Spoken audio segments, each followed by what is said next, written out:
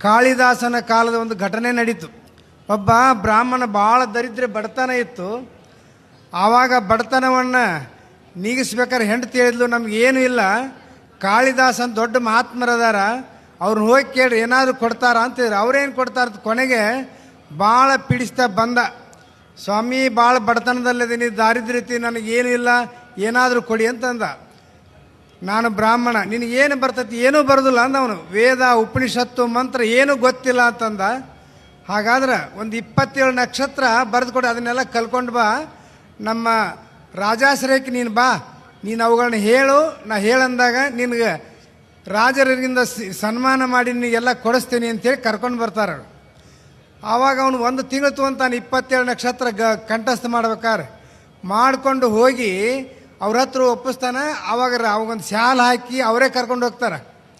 ಎಲ್ಲ ಪಂಡಿತರ ಸಭೆ ಸೇರ್ತೈತಿ. ಇವ್ರು ಯಾರು ಅಂತ ಕೇಳ್ತಾರೆ. ನಮ್ಮ ಗುರುಗಳಂತಾರೆ ಅವರು, ಕಾಳಿದಾಸರು. ಅದೇ ಹಂಗೆ ಗುರುಪ್ಪ ಅಂತ ಇಲ್ಲಿ ನೋಡಿಲ್ಲ ಇಲ್ಲ ಅಂತ. ಕೊನೆಗೆ ಇವ್ರೇನು ದೊಡ್ಡ ಪಂಡಿತರು ಅದಾರ, ಹಂಗಾರೆ ಏನು ಅಂತ ಕೇಳಿ ನಕ್ಷತ್ರ ಹೇಳು ಅಂತ ಸೊನ್ನೆ ಮಾಡ್ತಾರೆ.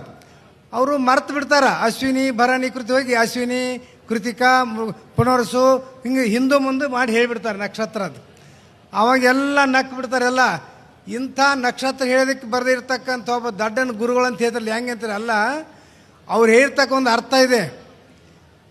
ಅವ್ರು ಒಂದೊಂದು ನಕ್ಷತ್ರ ಹಿಂದೂ ಮುಂದೆ ಮಾಡಿ ಯಾಕೆ ಹೇಳಿ ನಿಮ್ಗೆ ಆಶೀರ್ವಾದ ಮಾಡಿರ್ತ ಮಹಾರಾಜರು ಹೇಳ್ತಾರೆ, ಭೋಜರಾಜ ಕಾಳಿದಾಸರಂತೆ.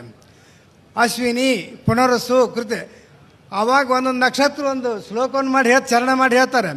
ಅಶ್ವಿನಿ ಭವತೆ ತು ತವ ಮಂದಿರ, ಮಂದಿರೇ ಭವತು ತೇ ಪುನರ್ವಸು, ರೇವತಿ ಪತಿ ಕನಿಷ್ಠ ಸೇವಯ, ಕೃತಿಕಾ ತನಯ ಸಂಭವೋ ಭವ ಅಂತ ಶ್ಲೋಕ ಮಾಡ್ತಾರೆ. ಭಾಳ ಬುದ್ಧಿವಂತರು ಕಾಳಿದಾಸರು. ಒಂದೊಂದು ಇದಕ್ಕೆ ಹಿಂದೂ ಮುಂದೆ ನಕ್ಷತ್ರ. ಅಶ್ವಿನಿ ಭವತೆ ತೇ ತವ ಮಂದಿರ ಅಂತ. ಅವರು ಅಶ್ವಿನಿ ಅಂದರೆ ಹೆಣ್ಣು ಕುದುರೆ, ನಕ್ಷತ್ರ ಅಲ್ಲ. ಅಶ್ವಿನಿ ಇದೆ. ನಿನ್ನ ರಾಜ್ಯ ಮುಂದೆ ಎಲ್ಲ ಅರಮನೆ ಮುಂದೆ ಸೈನ್ಯಗಳ ಸಂಖ್ಯೆ ಜಾಸ್ತಿ ಆಗಲಿ, ರಾಜರು ಯುದ್ಧಕ್ಕೆ ಹೆಣ್ಣು ಕುದುರೆ ಬಳಸ್ತಾ ಇದ್ದಾರೆ, ಸೈನ್ಯ ಹೆಚ್ಚಾಗಲಿತಿ. ಮಂದಿರೇ ಭವತು ತೇ ಪುನರ್ವಸು, ನಿನ್ನ ಖಜಾನೆ ಅಂತ ಕೇಳಿ ಸಾಮಂತ ರಾಜರು ಕಪ್ಪು ಕಾಣ್ತಂದು ಸಾಲಂತ ನಿನ್ನ ಖಜಾನೆ ಎಲ್ಲ ತುಂಬಲಿ ಅಂತ 2ನೇ ನಕ್ಷತ್ರ.